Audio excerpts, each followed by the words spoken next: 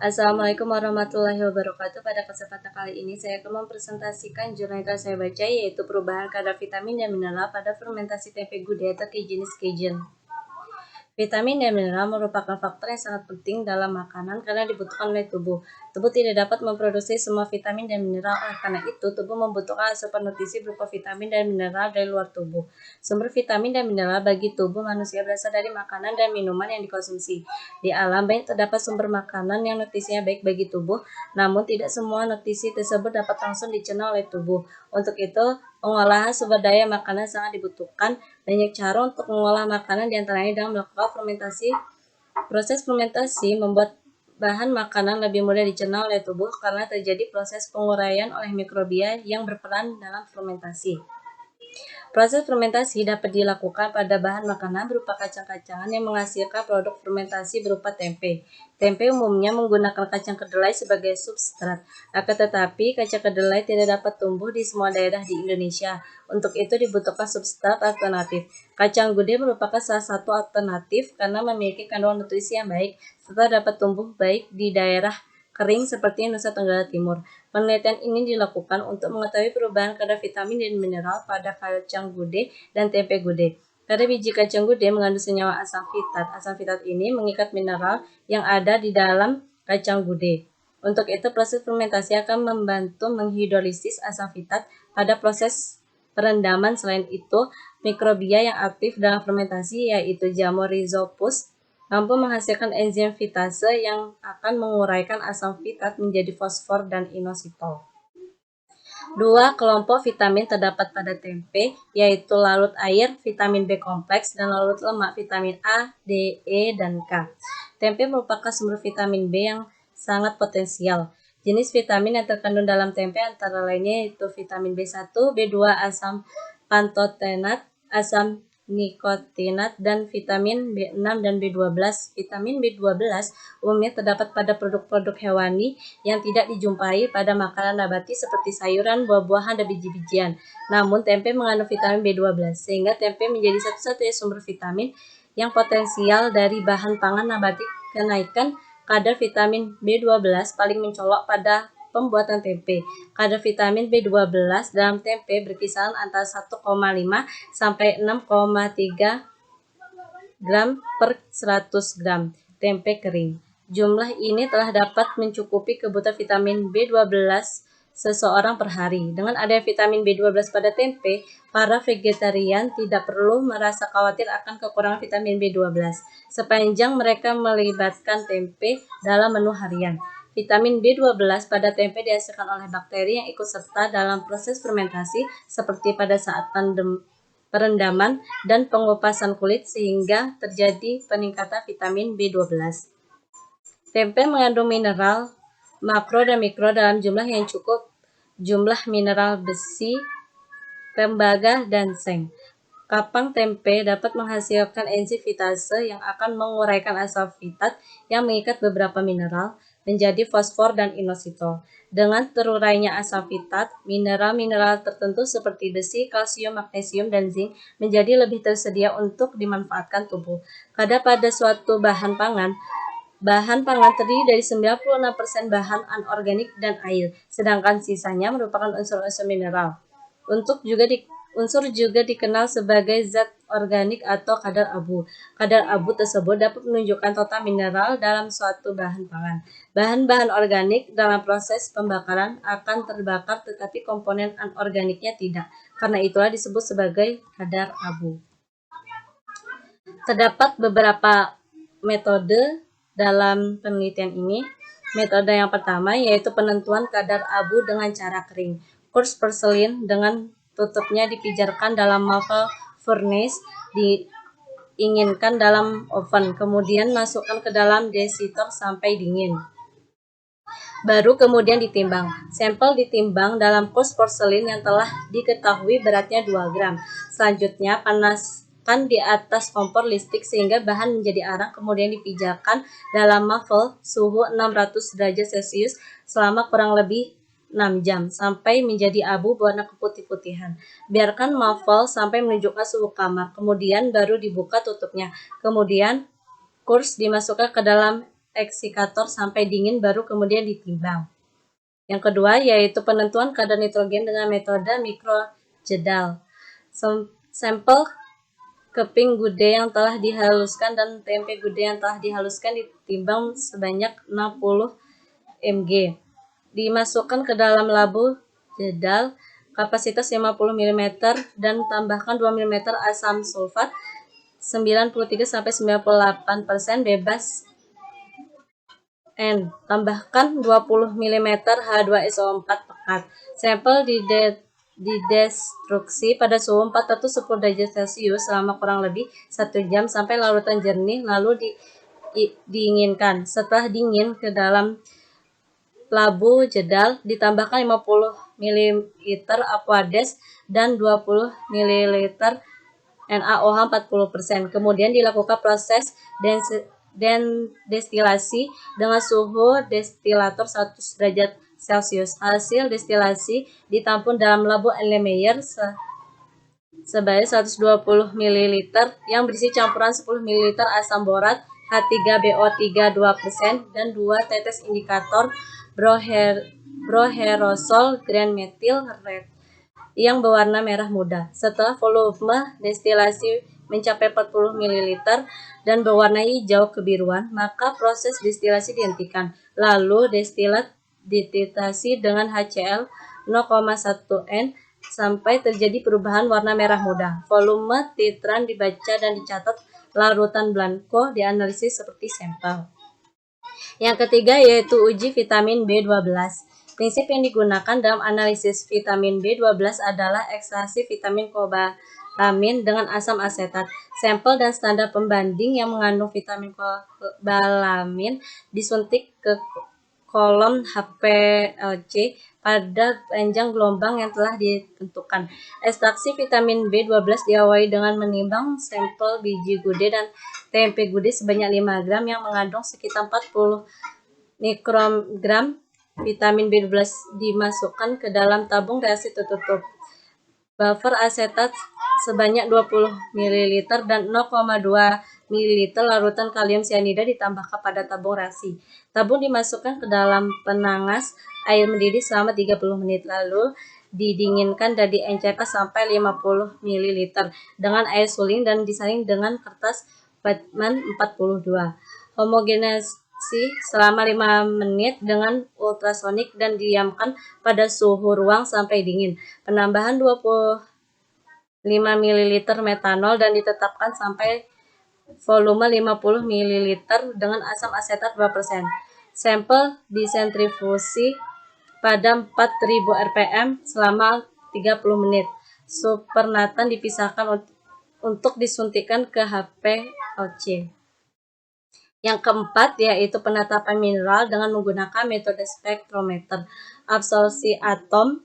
Metode ini untuk menentukan kadar fosfor, besi, kalsium pada tempe gude dan biji gude. Sesudah penghilangan bahan-bahan organik dengan penggabungan kering dan basah, residu dilarutkan dalam asam encel. Larutan disebarkan dalam nyala api yang di dalam alat AAS sehingga absorpsi atau emisi logam dapat dianalisa dan diukur pada panjang gelombang tertentu.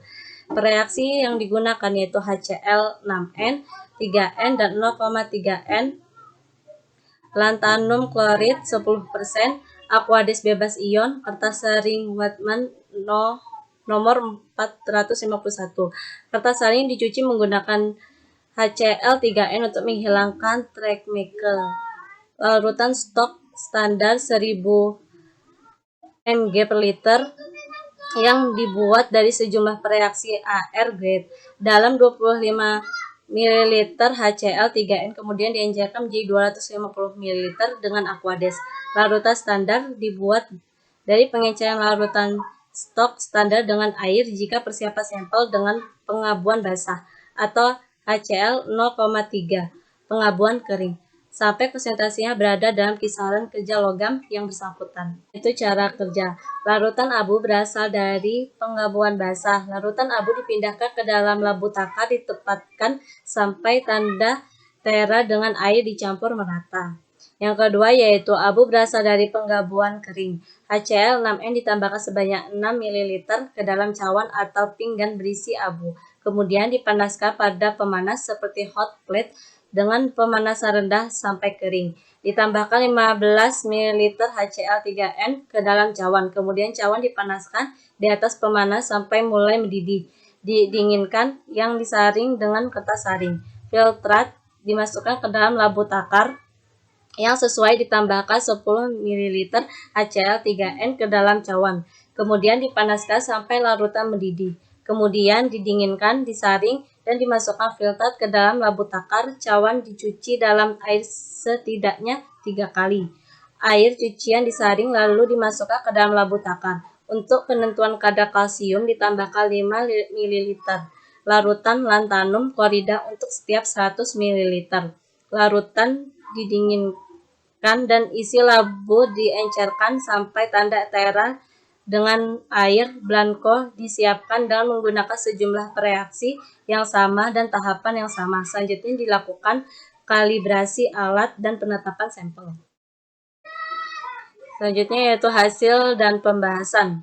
Vitamin dan mineral pada biji gude dan tempe gude terdiri dari kadar abu, kadar nitrogen, kadar karbon, kadar vitamin B12, kadar besi, kadar kalsium, dan kadar fosfor. Seperti tabel 1 tersebut kandungan vitamin dan mineral biji gude dan tempe gude. Abu merupakan zat organik sisa hasil pembakaran suatu bahan makanan. Kandungan abu dan komposisinya tergantung pada macam bahan dan cara penggabungannya. Kadar abu memiliki hubungan dengan mineral suatu bahan. Mineral yang terdapat dalam bahan dapat merupakan dua macam garam, yaitu garam organik dan garam anorganik. Sebagian bahan makanan, yaitu 96% terdiri dari bahan organik dan air. Sisanya terdiri dari unsur-unsur mineral atau kadar abu. Pada penelitian ini, kadar abu pada tempe gude mengalami penurunan jika dibandingkan dengan kadar abu pada biji gude. Hal ini dapat disebabkan karena terjadinya hidrolisis pada saat perendaman.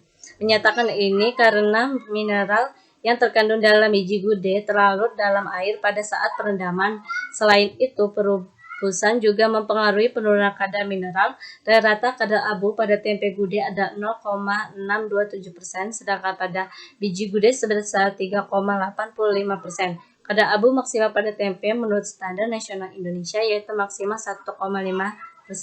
Kadar abu pada kacang yang telah difermentasikan mengalami penurunan sekitar 82,31%. Jika kadar abu dalam bahan menurun, maka kadar mineral bahan akan ikut menurun, sehingga nilai kadar abu yang tinggi pada biji gude menunjukkan kandungan mineral yang terdapat pada biji gude lebih tinggi dibandingkan dengan kandungan mineral yang terdapat pada tempe gude. Berdasarkan hasil penelitian, kadar nitrogen pada biji gude lebih tinggi dibandingkan dengan kadar nitrogen pada tempe gude. Selama fermentasi, kandungan protein kasar hanya sedikit yang berubah, tetapi kelarutan meningkat menjadi kira-kira 5%. Suhu meningkat selama fermentasi dan akan menurun jika pertumbuhan jamur terhenti. pH meningkat mungkin disebabkan oleh penurunan kadar nitrogen. Melaporkan bahwa penurunan kadar nitrogen dapat terjadi karena perendaman, pembuangan kulit, serta pemanasan. Penurunan kadar nitrogen akibat pembuangan kulit, perendaman, dan pemasakan 3,9 sampai 8% dan sama fermentasi 0,8 sampai 1,7%. Kadar N total dari biji gude ada 20,11%, sedangkan rata kadar N total pada tempe gude adalah 18,90%, sehingga kadar nitrogen pada tempe mengalami penurunan sebesar 6,0,1%. Pada tabel 1 menunjukkan sebagian kadar gizi tempe gude lebih rendah daripada biji gude secara kuantitatif. Menurut Morata bahwa secara kuantitatif nilai gizi tempe sedikit lebih rendah, namun secara kualitatif nilai gizi tempe lebih tinggi karena tempe mempunyai nilai cerna yang lebih baik. Hal ini disebabkan kadar protein yang larut dalam air akan meningkat akibat aktivitas enzim proteolitik. Vitamin B12 adalah suatu vitamin yang sangat kompleks molekulnya yang mengandung sebuah atom kobal yang terikat mirip dengan besi terikat dalam hemoglobin atau magnesium dalam klorofil. Vitamin B12 merupakan anggota kelompok kobalamin. Selama fermentasi, tempe mengalami pembentukan vitamin B12 sehingga kenaikan jumlah abu berasal dari kobal. Yang terkandung adalah vitamin B kompleks tersebut. Vitamin B12 meningkat sebanyak 16,56%. Vitamin B12 sangat penting karena berguna untuk membantu pembentukan sel darah merah. Tempe gudeg mengandung mineral makro dan mikro dalam jumlah yang cukup, yaitu jumlah mineral besi, kalsium, dan fosfor berturut-turut 14,083, 202,478, dan 136,05 mg per liter setiap 100 gram tempe. Kapang tempe dapat menghasilkan enzim fitase yang akan menguraikan asam fitat menjadi fosfor dan inositol. Dengan terurainya asam fitat, mineral-mineral tertentu seperti besi, kalsium, magnesium, dan zinc menjadi lebih tersedia untuk dimanfaatkan tubuh. Selain itu, proses perendapan mempengaruhi peningkatan enzim fitase yang mampu mengurangi zat anti gizi pada biji gudeg. Selama perendaman biji mentah akan terjadi peningkatan enzim fitase sehingga pemecahan fitat akan berlangsung. Selain itu juga akan terjadi pelarut fitat ke dalam air rendaman, sedangkan perendaman biji rebus dalam air akan menyebabkan penurunan fitat yang relatif besar.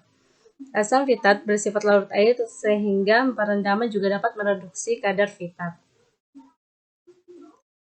Perendaman dengan pemanasan dan blasir akan mereduksi asam fitat dengan lebih efektif. Pemanasan ini tidak merusak asam fitat karena sifat asam fitat dan senyawa fitat merupakan senyawa fosfat yang disintesis secara alami di dalam biji tanaman. Banyak terjadi di dalam biji kacang-kacangan dan biji serealia. Penurunan kadar asam fitat ini menghubungkan dengan penurunan fosfor pada tempe gudeg karena senyawa fitat merupakan senyawa fosfat yang disintesis oleh tanaman. Berdasarkan penelitian dilakukan oleh Torres, fermentasi dapat mengurangi asam fitat 48% dan aktivitas inhibitor tripsin 39%. Melaporkan bahwa dengan fermentasi aktivitas enzim tripsin meningkat 45-72%. Namun fermentasi ini tidak mempunyai pengaruh nyata pada kandungan tenin karena bahwa tenin merupakan metabolit sekunder yang diekskresikan untuk sistem proteksi. Sistem proteksi dengan mekanisme pengikatan protein menjadi protein akan sukar terdegradasi.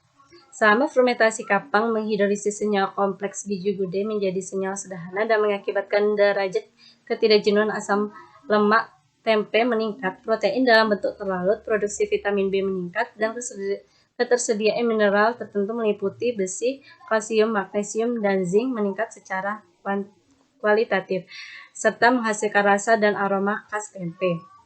Hal ini menunjukkan bahwa tempe mempunyai kualitas gizi yang baik karena memiliki senyawa protein, vitamin, dan mineral yang dibutuhkan oleh tubuh. Kesimpulan dari jurnal yang saya baca yaitu kadar abu mengalami penurunan 82,31% setelah fermentasi, kadar nitrogen mengalami penurunan 6,01%, kadar besi menurun 52,22%, kadar kalsium menurun 52,72%, dan kadar fosfor juga mengalami penurunan sebesar 68,41%. Sedangkan vitamin B12 mengalami peningkatan 16,56% jika dibandingkan dengan biji gudeg. Mineral pada saat kacang gudeg, Cajun belum difermentasi lebih tinggi secara kuantitatif dibandingkan dengan tempe gudeg. Akan tetapi, secara kualitatif tempe gudeg memiliki daya cerna yang lebih tinggi bagi tubuh. Hal ini karena senyawa anti gizi pada kacang gudeg dapat terhidrolisis pada saat proses pembuatan tempe. Mikroorganisme yang aktif dalam proses fermentasi juga mampu menghasilkan enzim fitase yang akan menguraikan asam fitat menjadi fosfor dan inositol. Sekian presentasi yang saya bawakan pada kesempatan kali ini. Terima kasih.